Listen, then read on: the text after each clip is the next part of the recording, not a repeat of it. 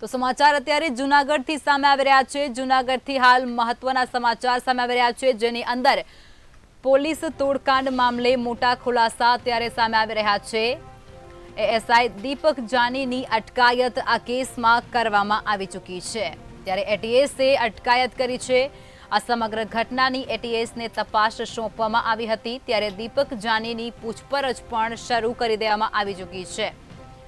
અનેક ઘટસ્ફોટો થઈ રહ્યા છે, ત્યારે એટીએસના અધિકારીઓ દ્વારા પૂછપરછ પણ શરૂ કરી દેવામાં આવી ચૂકી છે। વધુ એક ઘટસ્ફોટ આ કેસમાં થઈ ચૂક્યો છે। નોટિસો અપાઈ અને અંગે જ તપાસ કરવામાં આવી રહી છે। ત્યારે ફરિયાદીના નિવેદન બાદ દીપક જાનીની પણ પૂછપરછ છે તે શરૂ કરવામાં આવી ચૂકી છે। અલગ અલગ ટીમો દ્વારા તપાસનો ધમધમાટ આ કેસમાં ચાલી રહ્યો છે। ત્યારે દીપક જાનીની પૂછપરછ હવે શરૂ કરી દેવામાં આવી ચૂકી છે। જૂનાગઢથી આ સમાચાર। એટીએસના અધિકારીઓ દ્વારા પૂછપરછ હાથ ધરવામાં આવી રહી છે। આ સમગ્ર કેસની તપાસ છે તે એટીએસને સોંપવામાં આવી હતી। ત્યારે જૂનાગઢ પોલીસ તોડકાંડ મામલે અત્યારે મોટો ઘટસ્ફોટ સામે આવી રહ્યો છે। દીપક જાની છે તેમની અટકાયત કરાય છે। તેઓ એએસઆઈ છે। એએસઆઈ દીપક જાનીની અટકાયત કરી લેવામાં આવી છે। એટીએસે અટકાયત કરી છે અને તેમના દ્વારા જ તપાસનો ધમધમાટ પણ શરૂ રાખવામાં આવ્યો છે।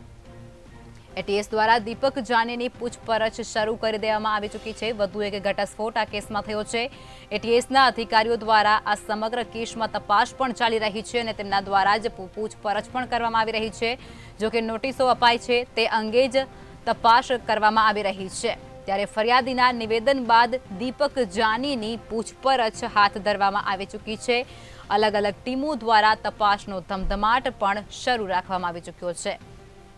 તો દીપક જાનીની પૂછપરછ પણ શરૂ કરી દેવામાં આવી છે। આ સમગ્ર મામલો જૂનાગઢમાં બનવા પામ્યો હતો, જેમાં એટીએસની ટીમને તપાસના આદેશો કરાઈ રહ્યા છે। ત્યારે તેમના દ્વારા જ તપાસ શરૂ કરાઈ રહી છે। અનેક અધિકારીઓની પૂછપરછ પણ હાથ ધરાઈ રહી છે।